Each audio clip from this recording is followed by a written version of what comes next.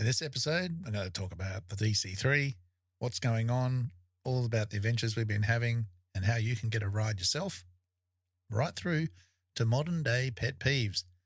Haven't done a pet peeve episode for a while, but I'm ready to do one again. Maybe I'll call it Robbo's Rants. Anyway, we'll discuss that and a whole lot more right after this. So strap in and let's get into it.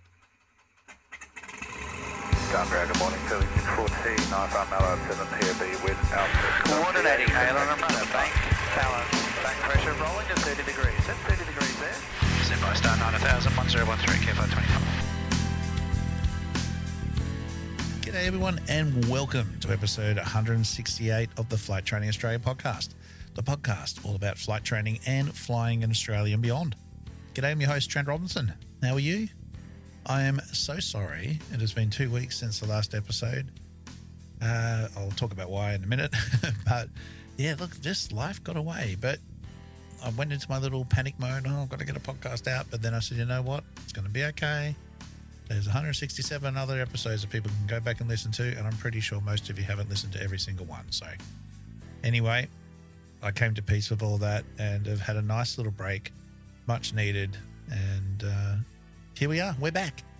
And look, it has just been an epic couple of weeks, really. Starting with the Easter long weekend.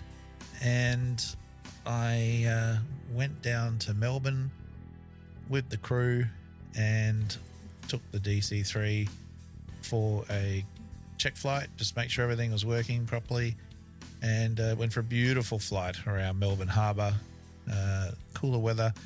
Rain showers, blustery winds, ended up having to do our own crosswind landings. Steph did a great crosswind landing himself at Essendon there and got the old girl down just fine. And we then packed it up. It's pretty much packed up, to be honest, much like we left it. And then the next day commenced the ferry flight back to Darwin. And it was fantastic. Myself, Dan Bolton, Steph Wood, the owner and director of Goonie Bird Adventures, was there. My wife came along for the ride, as well as our very trusted engineer team. Had Nick Belfield from Hardy Aviation come along again, who has just been invaluable with his knowledge of DC3s and teaching us a whole lot about the engineering side of things, which I'll touch back on later on. And Daryl Pettit, who's the engineer and pilot from Chatham Air in New Zealand, who we invited back across to come for the remainder of the journey, really. He joined us from New Zealand across to Sydney and Melbourne, and it was only right that he came along with us, as well as the aircraft being in New Zealand maintenance category still. We needed somebody who could sign off things or fix things if we needed it. So Daryl came along, and Andrew Pettit from FTS in Adelaide, who's also got a background history on DC3s. And it's just great. It was just fantastic to have so much knowledge and experience on board. And we were just soaking up each other's skill sets and knowledge bases. And it was just a magic flight. We left Essendon and tracked up to Lee Creek, first of all, and had a great flight into Lee Creek. The only problem was we had to get some fuel, and that was fine. I double-checked that there was fuel and fuel was available, and I knew the hose was about 30 metres. We stopped a little bit short of that 30 metres. We're just a couple of metres short, hoping to be a bit cheeky and be able to just kick it around and turn the aircraft around, but no luck. So we had to push the aeroplane forward a bit. That wasn't a drama. And we got a couple hundred litres in, and then the fuel bowser decided to die and kill itself. And we rang the helpline. Of course, that took us to the refueler responsible, who was down in Parafield. And he managed to give us the code, get the key to get to the power box, to reset everything, and thankfully managed to get the remainder of the fuel we needed.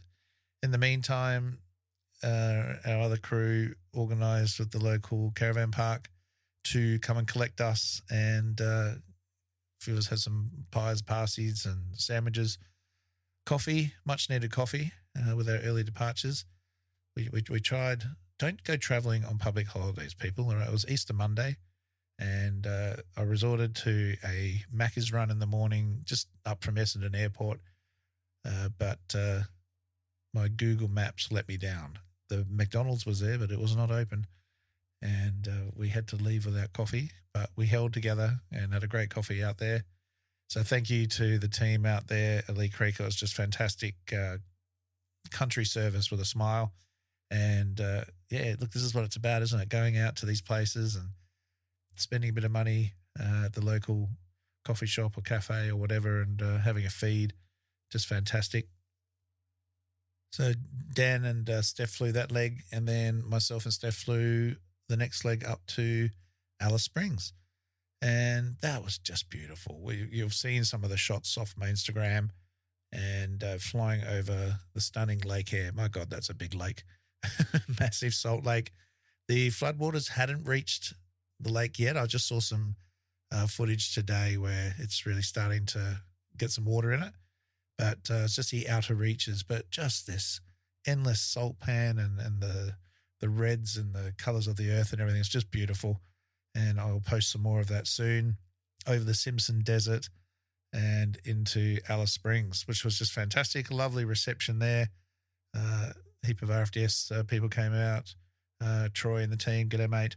The fire crews, the air traffic controller was stuck up there all by herself, but she really wanted to come down as well. And wonderful reception there. Had a great night in Alice Springs, catching up and sharing stories and things just at the hotel there. And then Dan and I flew out to Tyndall, which was magic. A great run in and no real issues there, nearly 5-hour flight. And yeah, look, and I guess I'll just leave the surprise of our arrival to this little clip here. 400 to go, 600 to Gear go. speed, gear down, please. Gear speed, gear down. Alpha Whiskey Pavard, Sierra Expect Hangers, checking. Did you guys say you're a DC3? That is correct. Just on downwind now. Oh, that's pretty cool. So, yeah, fantastic arrival into Tyndall, and massive thanks to Andrew for organising the sandwiches and things for us all so we could all have a feed. And a big crew from HM Air came out and said g'day. So it's fantastic to see some familiar faces and meet some new ones there, show them the aeroplane. And then we went, where did we go? Left Tyndall, went up to Bachelor via Litchfield National Park, had a look at the waterfalls there, dropped into Bachelor, had a bit of a feed at the cafe there, and then ended up in Darwin with Steph and Dan flying the home leg into Darwin, which was just beautiful, flying along the coast there. And it's just a great aeroplane to have in Darwin. It's so perfectly suited. The engines are starting beautifully. The aeroplane is performing great. We flew a few commemorative flights on Anzac Day, which was just wonderful to be a part of and take some family and friends along on those flights. So we're operating all this Part 91, by the way, just all private flights at the moment until we get the aircraft on the Australian register, which is all about to begin. And yeah, a couple more flights last week and final one tonight on May the 4th, and just loved it. And I flew from the left. I've been flying from the right quite a bit just to get my eye in and everything for future check and training responsibilities. But so that I want to go on the left-hand seat today and just flying around Darwin. It is just a beautiful location for it, over the harbour, over the beaches, and coming in on final today, just having the sun out. It's been a bit overcast and cloudy with the tail end of the wet season, but today the sun was out and right behind us, and just the most perfect landscape front-on style view of the DC3 shadow was just cast onto the runway and coming up to meet us as we came and touched down. And that was my first left-hand seat landing since New Zealand, and I am proud to say I nailed it. I was really happy with that. And the airplane's been performing beautifully. We've had a couple of little oil leaks and things, a little bit of a gasket leak, which we fixed this afternoon. But otherwise, just hasn't missed a beat. And it's performing just beautifully for an aeroplane that just turned 80 on Anzac Day. So she's just over 80 in a week now, whatever it is. And just can't complain at all. So we're really looking forward to getting her cleaned up, really good, proper wash down into the Goonie Bird logo livery, People have been asking questions left, right, and center. So a few questions that I know are constantly asked: are we painting it? No. It only had a paint job a little while ago, and we want to honor the paint job that it's got at the moment. Some of the stenciling will come off. The Goonie Bird Adventures logo will go across the windows and on the tail, and a couple of other little mods, and obviously the call sign. But otherwise, staying in the color scheme or livery that it is now, and I love it. It just strikingly, it's just a great color scheme against the background, and very photogenic. So yeah, we're not going to touch that at all. GoonieBirdAdventures.com is the website. The moment we're aiming to commence commercial operations in July. So there's obviously a few things to go on, but it gives us 2 months to get the C of A done and everything sorted, and hopefully that all happens. And yeah, roughly around July. So subject to certification and approvals, but you can have a look at the website there. That's all in development at the moment. It will change constantly between now and then. But the flight will be about an hour. It'll be a sunset flight, landing just before last light at Darwin, and taking you up towards the Tiwi Islands, the Vernon Islands, and down through the Japanese Darwin bombing route, down and around the airport, in from the east, and we'll be doing a few orbits of the harbour. With some fantastic golden oldies playing in the background, and just fun and festivities. It's just put a smile on every single person's face that's gone flying in it so far, and I know you'll love it too. So keep an eye out for all of that, and there will be more DC3 news and action coming up on the Poddy and Instagram and all that in the coming weeks and months. So thank you all for your excitement, sharing in the whole process. It's been an absolutely dream aircraft for me to fly. It's always been my tailwheel bucket list tailwheel aircraft to fly. I love the old aircraft, as you know, and just such a privilege and honor to fly it, and with a great group of people as well. All right. So moving on, Robbo's Rants. I don't know how I'm going to call it that. What do you guys think? Send me a message. Tell me what you think. But pet peeves, pet hates, whatever else. I haven't done one for a while, and a lot of you actually enjoyed that episode.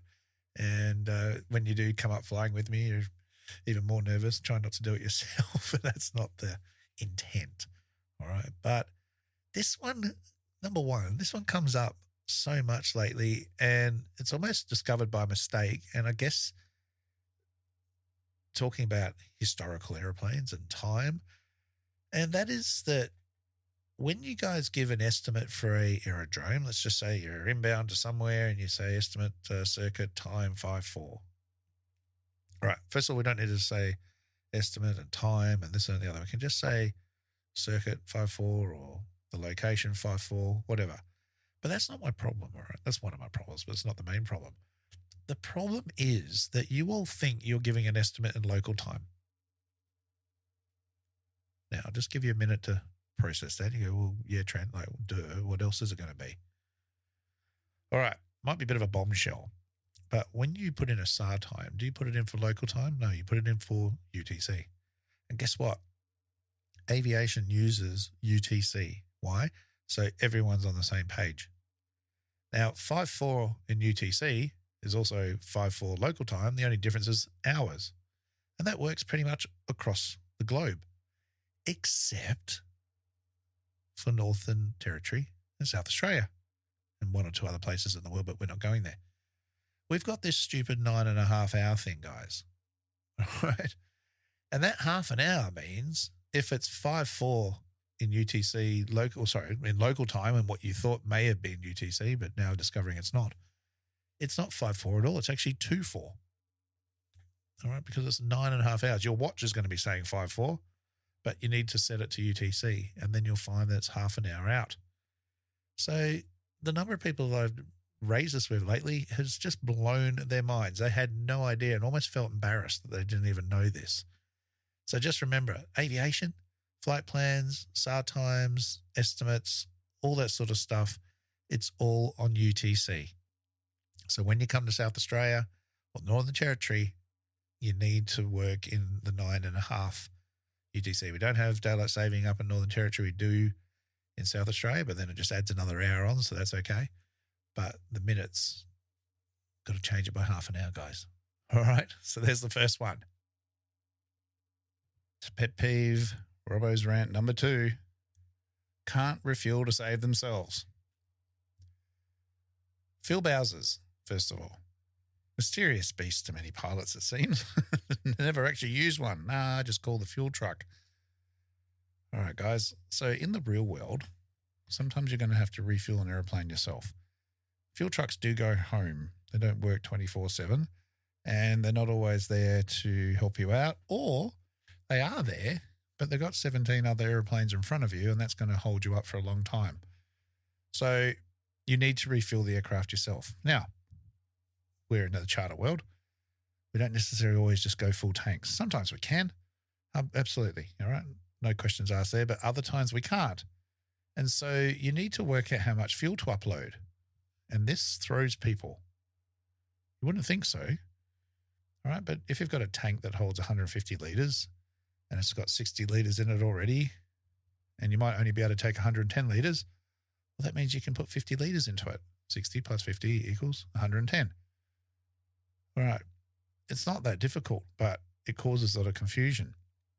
And then the left tank, or the other tank, or whatever's remaining, might only need 35 litres.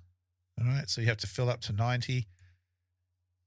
50 litres, and then you go to the other side, and then you got to go 50 plus 35 means the Bowser's going to read 85 when I've got the fuel I need.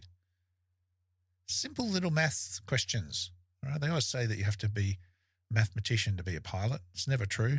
But I always remember my dear friend Andrew Bowmanis always doing ground school theory and everything else, and mental math was always a weak point for pilots. And you only have to go to a checkout or something and try and give people, if you're actually using cash anymore, a bit of change and coin and all that sort of thing, and it just throws them completely because the computer says, I need to give you $5 change, and you give them some coins and whatever to get a bigger note or whatever. So work on the mental math. Make sure you understand that we don't always have full fuel on board. We need to work out how much to use. We need to know how to use the fuel bowser, how to earth it, where to position the ladder, how to not leave the parking brake on. And then when you're finished, how to recoil the hose so that you don't hang on to the hose, pull your hands through and get them minced. Right? Had some very close calls, and I've mentioned this before, and I'm going to keep mentioning it because everybody needs to know this stuff. And we don't always have both fuel tanks. Remember, fuel logs are equally terrible.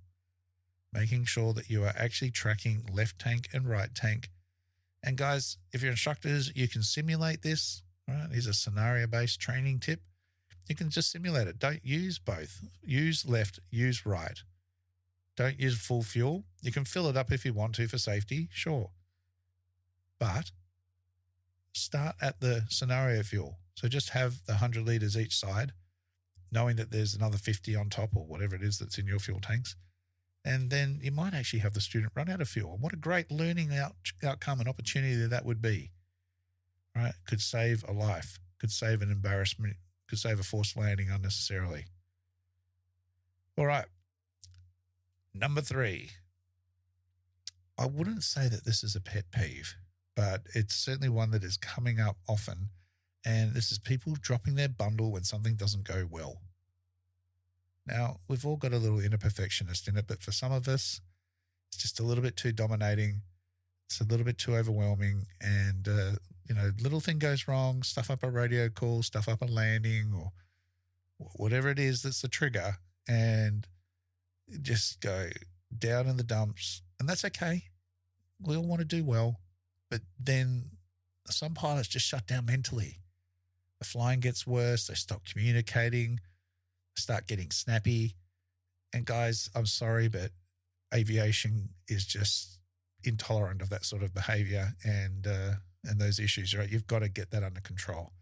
And I don't want to be critical of anybody, but it is a safety issue. All right, aviation demands resilience, not perfection. All right. You'll always have bad landings, bad radio calls, miss a checklist item or something else. Things happen. All right. But you got to learn from it and not let it hit your pride and ego, and just be able to pick yourself up and move on again. All right. So I can't teach you that in a day. I can't teach you that in a week. I can make you aware of it, but resilience is something that we've got to develop over time. And I've got a whole podcast episode about that, and something we talk about often, and we'll continue to do so because it's something that plagues people right the way through their careers. So the sooner you can start identifying it in yourself and don't see it as a weakness, but see it as something that just needs to be addressed, it'll help you. Accept that things don't always go to plan, especially like a flight plan itself. That's what I say. It's literally called a flight plan, not a flight actual. Right? It's an idea of what we're going to go and do, but be open to change. And if you don't like change, well, then flying is probably not for you, because we get that a lot. Things don't go to plan all the time. All right, so just breathe, recalibrate, and move on. All right, really good airmanship qualities. That's what we're looking for. All right. So that was like a little mid break. And now I'm going to get back into Robbo's rants again. Number 4. Can't keep the plane straight on the runway. Oh my God. Drives me nuts, I'm telling you. I don't know how you get through 150 plus hours of flight training and not know where to look roughly on an engine cowling and where to look roughly at the end of the runway to be able to keep an airplane straight. And this is not just me. This is being fed back to me constantly. You know I've talked about flight standards and training issues, working through the motions of problems on check flights and this and that and the other. And this is one that is still coming up constantly. Drifting down the runway, like they're taxiing through a car wash or something, not knowing where to look, thinking they've got the car on the little tow hook there that just pulls you through. Do we even have those in Australia anymore? No, they do it in America. Anyway, not using their feet. Remember, when you go full power in an aeroplane, which way does it go? It pulls left. In an American aeroplane anyway. I'm assuming no one's flying British, which rotate the other way. That's okay. All right, it's going to pull left. Right, so we use right rudder to counteract that. Now, everybody knows that much, I think. But what they're not thinking about is, of course, if the aeroplane pulls left itself, then I don't have to push the left rudder as hard as I would the right. So if I go too far to the right, I don't push the left rudder in. I just back off the right, let it sit to neutral. It'll tend to pull itself left all by itself. It's magic. Well, it's actually not magic. It's P factor and slipstream effect and torque effect, all these little things. But let's call it magic because it's easier. All right. So learn where to look. When you line up on the runway, instead of just open up the throttle and full send, just look down the runway. Have a look at the center line. If you haven't got a runway with a center line, look down the middle, bring it through the engine cowling and into your chest. And it probably comes on the left-hand third quarter of the engine cowling through your attitude indicator or thereabouts through your yoke into your chest. That's the line. If the nose is pointing that direction, the nose is straight. If it's further left or further right, then you're going to land crooked. Okay? It will help you. So next time you go line up rather, before you go to do the landing, have a look. Just take a second to look at it and really lock it into your brain so you know what you're doing. All right, remember, rudder is life. Feet alive from the start, know the sight picture and that aiming point. All right, last Robbo's rant for this episode, bring things to a close, is why are people ditching flight plan paperwork? And what I mean by that, I don't really care if it's paperwork or digital paperwork. It can be on an EFB or whatever else, but no one's tracking departure times and estimates and working out when they're going to get to places. And it's just leading to complete and utter chaos and multiple orbiting and wasting time, and just not needed. Right? I just use my EFB. Yeah, great. But is it logging the correct departure time? Is it logging the flight times as you pass over the various waypoints? Are they correct? Are you cross-checking them? And then if we're at that waypoint, how many minutes until the next one? All right. People are just handing their lives over to Oz Runways and Avplan. I've got no problem using it, but it's like anything. It's like death by PowerPoint. Use it poorly and it could be to your detriment. All right. Don't forget the basics, whether it's on a piece of paper or not. You need to be keeping a fuel log. You need to be logging your flight times. You need to be keeping an eye on things. It doesn't have to be complicated, but don't just have a random piece of paper with random numbers written all over it. And then you get to the end of the flight and it takes you 20 minutes just to try and figure out what the hell you've written down. KISS, keep it simple, stupid. You're not stupid. All right. Keep it simple, silly. There you go. I've made it a bit more PC. All right. But there's a reason the phrase plan the flight and fly the plan still exists. Because if you don't, you get lost, get low in fuel, or just get completely behind the aeroplane and it causes you undue stress. And guys, this is what this is all about. A well-planned flight and keeping track of things makes life easy. Right? I don't like seeing people suffering needlessly. There's no point to it. All right. So that is all I have for this evening or for today. And look, it's been a great few weeks. I will be back next week. I have some fantastic interviews lined up, which we're just trying to get all the dates and times where our schedules meet together. But I've got some great feedback from the Storm Fennec episode, the last episode I did. If you haven't listened to that, definitely get onto that. Have a listen to a few of the other episodes there. There's a whole heap of them. And we'll also be doing some, like I said, some really great topics and interviews coming up over the next few weeks, including the 310 accident report that's just come out recently. I have a direct connection to that because I was the instructor of the pilot, and he has very graciously agreed to come on and we're going to really talk about it all and a lot of the things that are in that report. There's a lot of lessons to be learned for everybody in this one. And ATSB have also been in contact and they want to do some stuff with me as well, which has just been fantastic. And there's some other things that I'm going to be doing with other operators as well, which I'll talk about next week. All right. But until then, please stay safe. Please enjoy your flying, work with each other, help each other out, go flying with each other, and just enjoy aviation, what it is. Keep talking about it, keep posting about it. If you've got any questions at all, please email me. If there's a pet peeve that you've got that you want me to share, hey, send them in. I'll put a little thing on the Instagram story in the morning and you guys can send them to me there. Maybe we'll do another one in a few weeks' time. And otherwise, you can send me an email, info@trentrobinsonaviation.com.au. Reach me on all the usual social media outlets. And until then, like I said, blue skies, stay safe, and remember the golden rule. Aviate, navigate, communicate. Cheers, everyone.